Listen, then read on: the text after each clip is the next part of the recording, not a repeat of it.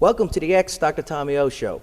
The X Dr. Tommy O Show takes a holistic approach to our community's healthcare needs and concerns.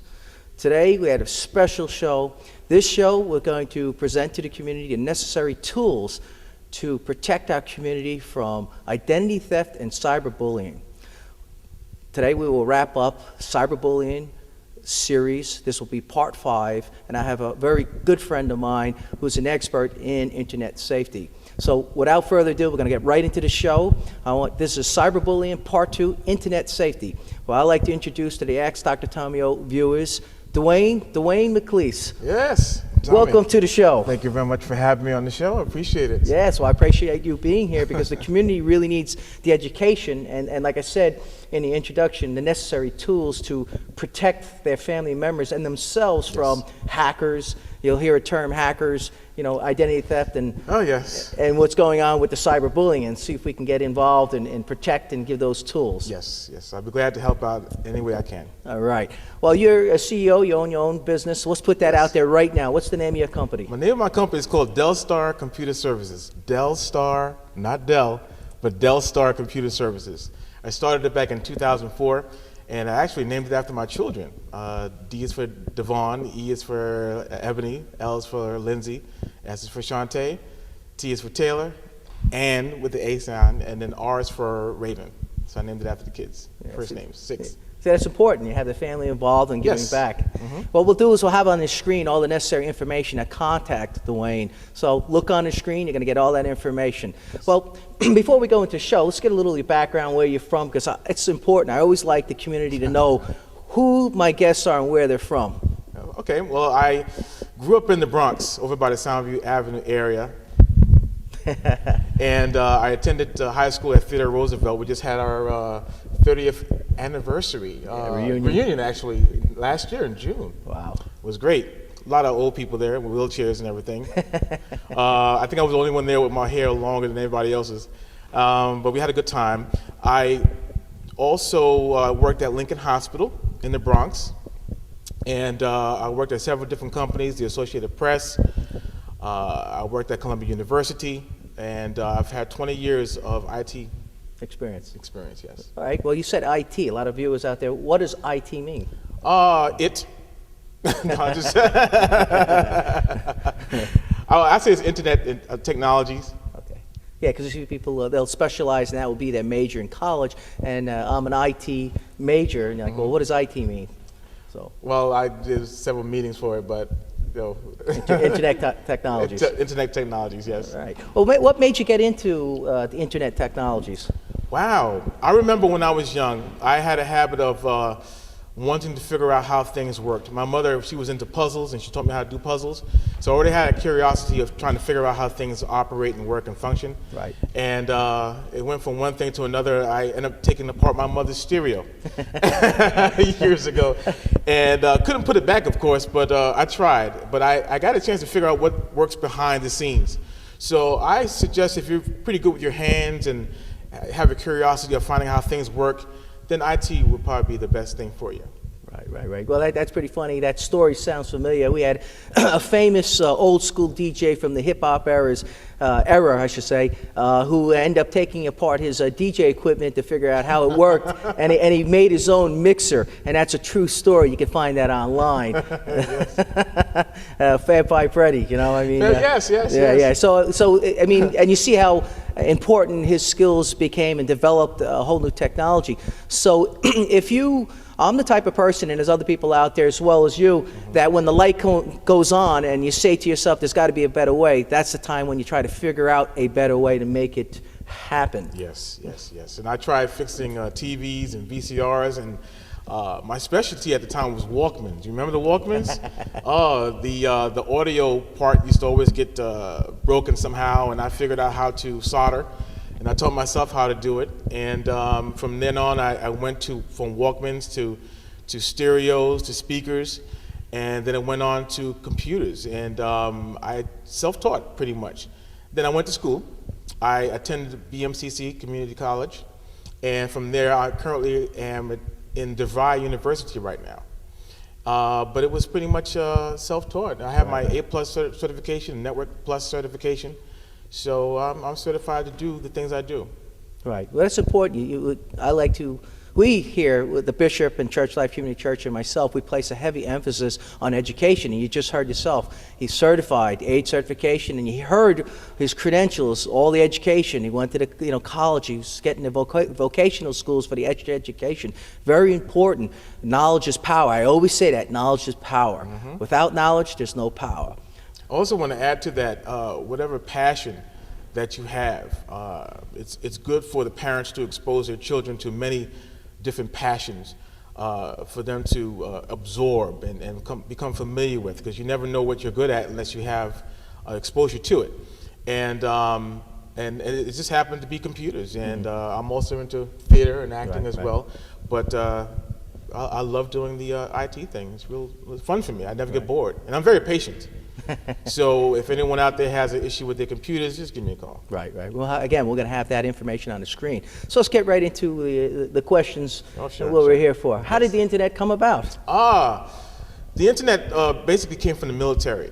They had several computers linked up together and was transferring information back and forth. I don't know exactly when that started, but I know there was a series of computers connected to different ports around the world.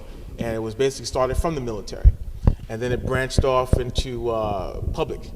And AOL was one of the companies, Earthlink, Net Zero. I'm quite sure you old timers might have heard of these things. Right. And pretty much the internet was free. Mm-hmm. But AOL and Net Zero and a couple other companies decided to charge to get on that information freeway and pay toll, so to speak. So that's what pretty much started the ISPs, Internet Service Providers. So you had to pay to get on now. Right. Well, you can still get around it. You have the Internet Explorers and with the World Wide Web, and that's still free. But if you're going to use a server, for the most part, there's some sort of membership that you have to pay and so forth. Mm-hmm. All right. So let's go over some definitions. We have something that you've heard, which we don't really use anymore, dial-up versus broadband, digital, like satellite. Mm-hmm. What are you referencing when you use those terms? Well, these are different ways of wanting to get on the internet. The oldest form was the dial-up, where you had to have a modem at your place, and the modem would be at the other location, and they would communicate with each other through the digital line or analog line. And then from that point it went on to DSL, which is digital subscriber line, and that's pretty much Verizon. Then it moved on to cable, which is provided by Cablevision or Time Warner. I'm not plugging these companies, by the way. And then satellite, the dish network, where you have a dish outside of your window and you would receive information from the dish into a receiver, and it'll give you TV channels along with internet. And now the newest thing is fiber. Right, fiber optic now. Right. And I think Verizon so far is at the top of the game with that right now. It's supposed to be providing faster service. So each one is much more faster than the other. Dial-up is the slowest one, and fiber optic is the fast way of getting on the internet right now. And you heard the term, your T1, T2s. Oh yeah, those are mostly for large companies and business. They use that to transfer high amount of data back and forth between servers and different companies throughout the world. So T1s and T3s, T4s, those are all fiber optic ways of communication. Right, and then which translates into more data being transmitted and speed. Mm-hmm. Yes. Speed, yes. Right. What is Ethernet? Ethernet is pretty much involving the network between one computer to another computer. That's how they talk together. They use an Ethernet connection. Right. You see, it's like a wider. Yes. Yeah, it looks like a telephone. Right, but wider. Yes, exactly. Yes. It's called an RJ45, and the regular telephone cable is an RJ11. So just for those people that understand what the RJs are for, and it's a way for you to plug into a modem, so you can get onto the internet or a router. And it's just another form of way of communication between two computers or network or servers to communicate back and forth. Right. Using Ethernet cable. Yeah, that's what you're big. Well, it looks like a telephone jack, but Right. it's wider. And they go, yes, that's the Ethernet. And there's been times when people would take out the cable and try to plug it into the wall and it wouldn't fit because they're two different sizes. So, Exactly, yeah. exactly. Well, I did that on purpose. I think there's more, right, more wires within the carry more data. Yes, Yeah, it's yeah, about yeah. 8 wires altogether, different color codings and different transmissions and speeds and everything. So, Right, yeah. right, right. Well, that's good. There you go. See, now you're learning. We're giving those Yeah. tools, just the basics, and then we're going to get further into the security. Well, next, what is a browser? Oh, a browser. Well, a browser is pretty much like a picture frame, or for the old timers out there, a ViewMaster. Remember when you used to have the yellow and orange ViewMasters, and you used to take like a little card Right, that had with the pictures on pictures them, on the disk, and you could insert that into the ViewMaster, and then you take a large button, spin it around, you can look through the lens and see different three-dimensional things or pictures from around the world and everything. So a browser is something like that. It's just a way for you to use to view the images, the documents, the music through the internet. Now there's several different browsers. There's Internet Explorer, which is the main one. There's Google Chrome. There's Mozilla Firefox. There's Safari. There's Opera. There's a whole bunch of other browsers. And I always recommend that on your computer you should always have 2 or maybe 3 browsers to choose from. Don't just depend on Internet Explorer just as your main browser. Always have another backup, because they do act up a little bit. So. Right, right, right. I noticed that when I was using a different browser and I would do a search, because I do a lot of research online. I have to reference the sources when I give presentations, or when I'm on, giving a broadcast, when we're taping a show. I like to have resources. I can use 2 different browsers and it'll come up with different sources of Yes, information. yes, So. yes. I know they were having between 2 different browsers, because one was piggybacking off another, and they were saying that's not fair. And so about a month ago, 2 major companies, they were going at it and fighting and saying, well, you can't do that and so forth. Right, right, But right, yes. yeah, so definitely, I noticed different browsers, and like AOL, because I'm on AOL, they have their own browser, and then Right, you have built Internet, into which it. is Microsoft. Right, yes, Right, yes. right, right. AOL has an application that you install onto your computer, and they have their own built-in browser included within that application. So I'm not an AOL fan, I'm sorry. Yeah. I used to be.